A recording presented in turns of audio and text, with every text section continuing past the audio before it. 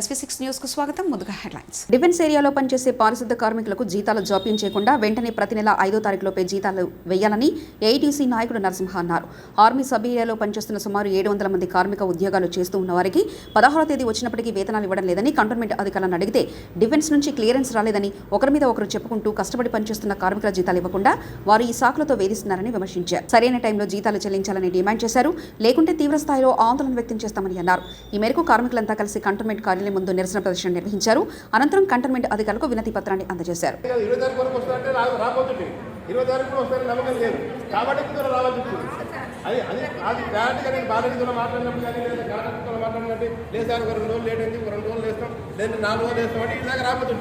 ఎవరు కూడా మేము వేయమని కాలంలో చెప్తున్నాం. బరాబర్ మేము భయపడము అన్ని నాయకులకు అన్ని దాని ప్రకారం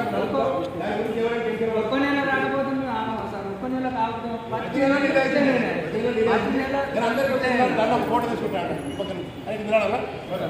కూడా అర్జెంట్ పనిది కొంచెం మనం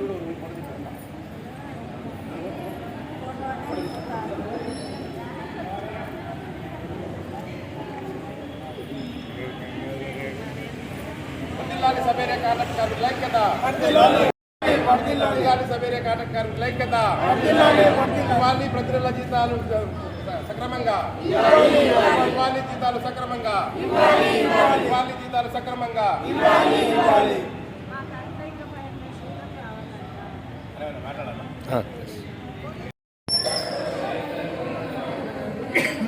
సికింద్రాబాద్ కంటోన్మెంట్ బోర్డు సబ్ ఏరియాలలో మిలిటరీ సబ్ ఏరియాలలో పనిచేస్తున్నటువంటి దాదాపు 700 మంది కార్మికులకు అంటే ఈ నెల ఇప్పటికి 16 తారీఖు ఇప్పటికి దాకా జీతాలు రావు. రేపు సండే, రేపు కూడా రావు. అంటే ఇంకా ఎప్పుడు వస్తుందో కూడా గ్యారంటీ లేనటువంటి పరిస్థితిలో అధికారులను కాంట్రాక్టులను అందరూ నడితే ఎవరు స్పష్టంగా కనీసం ఒక 2 రోజుల 3 రోజుల జీతం వేస్తారనే విషయం కూడా ఎవరు చెప్పినటువంటి సందర్భంలో తప్పనిసరి పరిస్థితుల్లో అందరం కూడా ఇక్కడికి వచ్చి సార్లను కలిసి లెటర్ వేయాలని చెప్పి ఇక్కడికి రావడం జరిగింది.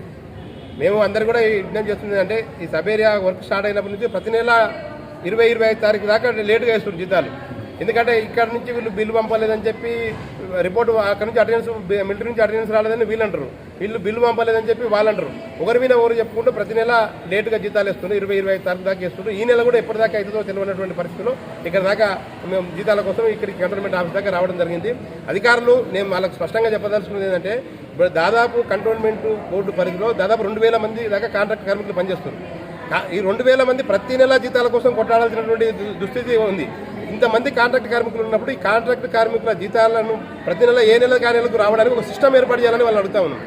ఎవరికి జీతాలు ఎవరిని అడగాలి, ఎవరు బిల్ చేస్తారు, ఎవరు అక్కడ ఎంత స్క్రూటినీ చేస్తారు అనేది సిస్టమ్ లేకుండా ఇది ఒకరి మీద ఒకరు చెప్పుకుంటా ఇది ప్రతి నెల లేట్ అవుతుంది. ఏ నెల నెల జీతాలు ఇచ్చేటువంటి ఇది ప్రతి నెల కొత్త రూల్స్ తీసుకొచ్చి ప్రతి నెల కొత్త విషయాలు మాట్లాడుకుంటూ ప్రతి నెల డిలే చేస్తున్నటువంటి పరిస్థితి కొనసాగుతుంది. వాళ్ళకి విజ్ఞప్తి చేస్తుంది అంటే రోజు కంటోన్మెంట్లో కాంట్రాక్ట్ కార్మికుల సంఖ్య పెరుగుతుంది కాబట్టి కాంట్రాక్ట్ కార్మికుల జీతాలు రావడానికి ఒక స్పష్టమైన ఒక సిస్టమ్ తయారు చేసుకుని ప్రతి నెల 5 తారీఖు లోపు కాంట్రాక్ట్ కార్మికులకి అందరూ కూడా జీతాలు వచ్చేటట్టుగా చర్యలు తీసుకోవాలని చెప్పి ఈ సందర్భంగా వారికి విజ్ఞప్తి చేస్తా ఉన్నాం.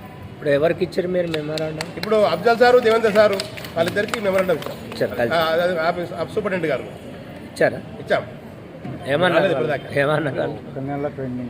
ఇక వాళ్ళు మా అధికారులకు ఉన్నటువంటిది ఏముందంటే ఇక్కడ మీరు ఎన్ని నెలల జీతాలు రాకపోయినా అడగొద్దు. జీతం అడిగితే కొద్దిగా వానికి కక్ష. ఇప్పుడే చెప్తున్నది కూడా జీతం ఎవరైనా అడిగితే ఇప్పుడు 16 తారీఖు దాకా జీతం అవుతుంది. వాళ్ళకి 1 తారీఖు జీతం వస్తుంది, 16 తారీఖు దాకా అవుతుంది. జీతం రాకపోతే అడుగుతాం. జీతం రాకపోతే ఒక నెల రాకపోతే వస్తారు అంటే జీతం అనేది ఏ నెలకైనా రావాలి. ఏ నెలకైనా రాకపోతే పోయిన నెల జీతం ఇప్పుడు దాకా రాలేదు కాబట్టి మేము ఇక్కడ దాకా రావడం జరిగింది. వాళ్ళు కక్ష సాధింపు చర్యలు పెట్టుకోవద్దు. దయచేసి నేను ఏంటంటే వాళ్ళు ఏమంటారు అంటే సరే ఇస్తాము, వాళ్ళు ఇది చేసిండ్రు, వాళ్ళు అది చేసిండ్రు, అక్కడ నుంచి బిల్లు రాలేదు, అక్కడ మిలిటరీ వాళ్ళని అడిగితే వాళ్ళు కాగితాలు సరిగా పెట్టలేదని చెప్పి వీళ్ళు చెప్తున్నారు. అట్లా రకరకాల ఏదో ఉంది. మాకు కూడా దీనిపైన స్పష్టంగా తెలియదు. ఎందుకంటే మాకు ఇక్కడ డ్యూటీ చేసేది వీళ్ళు వర్క్ చేసేంత వరకు వాళ్ళకి తెలుస్తుంది. మిగతా విషయాలన్నీ టెక్నికల్ విషయాలను వీళ్ళు చూసుకొని టైం టు టైం జీతాలు ఇచ్చేట్టు చూడాలి. దాదాపు 20 ఏళ్ళ నుంచి కాంట్రాక్ట్ సిస్టమ్ నడుస్తుంది కంటోన్మెంట్లో. ఇప్పుడు కొత్తగా కాదు, 20 ఏళ్ళ నుంచి కాంట్రాక్ట్ సిస్టమ్ నడుస్తూ ఉంది. కాబట్టి కాంట్రాక్ట్ కార్మికులకు జీతాలు ఎట్లా ఇవ్వాలనే విషయాన్ని వీళ్ళకి అంత స్పష్టంగా అవగాహన ఉండాలి.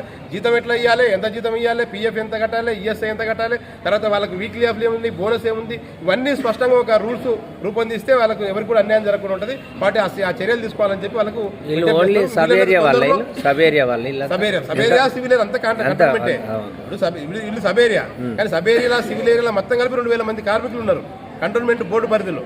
కాబట్టి వీళ్ళందరికీ ఈ ఉన్నటువంటి సిస్టమ్ ప్రకారం వాళ్ళకి జీతాలు ఇస్తారు, వాళ్ళు తీసుకోవాలి. వాళ్ళు ఇప్పుడు దాకా మాకు ఒక వారం రోజుల జీతం వస్తారు చేస్తామనే మాట అన్నారు, 2 రోజులు జీతం వస్తారనే మాట చెప్పారు. కానీ ప్రతి నెల అడగాల్సిన అవసరం కాదు, జీతం అనేది ప్రతి నెల అడిగేది కాదు, ఏ నెలకు ఆ నెలకు ఇస్తారు చూడాలనేది మేము వాళ్ళకి విజ్ఞప్తి చేస్తాం.